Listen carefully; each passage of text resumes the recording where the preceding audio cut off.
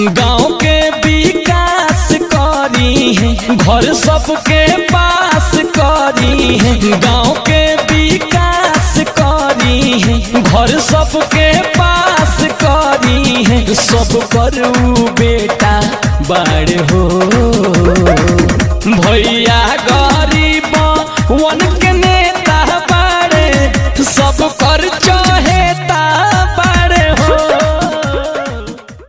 जात पात का भेद नहीं, मानवता धर्म हमारा है।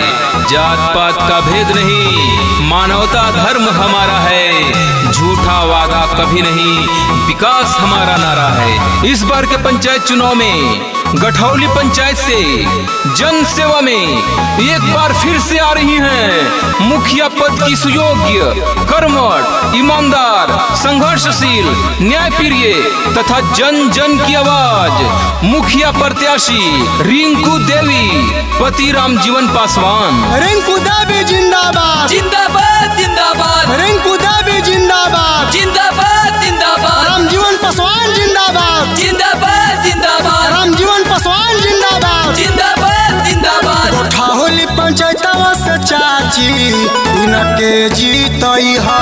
ए चाची ध्यान देवे के बाहो। गठौली पंचायतवा से चाची इनके जीतई हा। एहो चाचा इनके जीतई हा। रिंकू देवी के भैया मुखिया बनई हा। रिंकू देवी के चाची मुखिया बनई हा। रिंकू देवी के दीदी मुखिया बनई हा। झूठ की आंधी सच्चाई का दीप बुझा नहीं सकते। झूठ की आंधी सच्चाई का दीप बुझा नहीं सकती। कोशिश कर ले आग, पानी को जला नहीं सकती।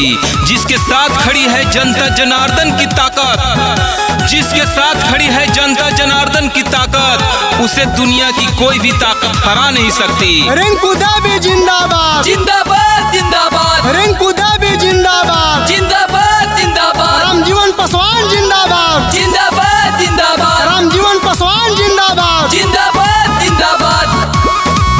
भैया राम जीवन के चाची लाजिया बचाई हा। विजयी मिलजुली के बनाई हा। सुख दुख में भैया साथ निभाइलन। जिंदगी सेवा में लगाइलन। फिर से इनके जितावे के बाद गठौली पंचायतवा के विकसित बनावे के। सुना चाचा चाची अब की इनके जितावे के। ध्यान रखिया ये चाची, इनके जितावे ला ये चाची एकता बनई हा। एहो चाचा एकता बनई हा। रिंकू देवी के भैया मुखिया बनई हा। रिंकू देवी के चाची मुखिया बनई हा। रिंकू देवी के दीदी मुखिया बनई हा। इसलिए ग्राम पंचायत गठौली के पूजनीय ग्रामीण जनता से नम्र निवेदन है कि अपना बहुमूल्य वोट देकर रिंकू देवी को भारी से भारी मतों से विजयी बनाएं, ताकि जो विकास कार्य इन्होंने शुरू किया है वो आगे भी जारी रह सके और हमारा गठौली पंचायत शिक्षित तथा विकसित बन सके। रोजी रोजगार सबके दिलवाइलन। रोड नाली गली गावे गावे बनवाइलन। महिला के अधिकार दिलवाइलन।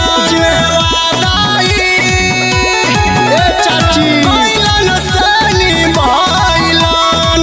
याद रखिया ए चाचा, केहू कुछ कहे चाची झांसा में न आई हो। रखी हाथ याद चाची बात न भूलई हो। बुझला चाची, फिर से रिंकू देवी के विजयी बनई हो। एहो चाचा इनके जीतई हो। रिंकू देवी के भैया मुखिया बनई हो। रिंकू देवी के चाची मुखिया बनई हो। रिंकू देवी के दीदी मुखिया बनई हो। कोई नोटों के तो तो कोई बोतलों के सहारे बैठा है, कोई विकास के झूठे खोखलों के सहारे बैठा है। अरे कोई जाकर कह दो उनसे, चुनाव वही जीतेगा जो जनता के दिलों में हौसलों के सहारे बैठा है। आशा की नई ज्योत ले, आशा की नई ज्योत ले, भविष्य जगाने आए हैं। हमें मिटाना अंधकार है, ज्योति पुंज हम लाए हैं। जातिवाद मिट पाएगा, जातिवाद मिट पाएगा, जब होगा जन में प्रकाश। भाईचारा के मनोभाव से होगा इस खंड का विकास। भैया गरीब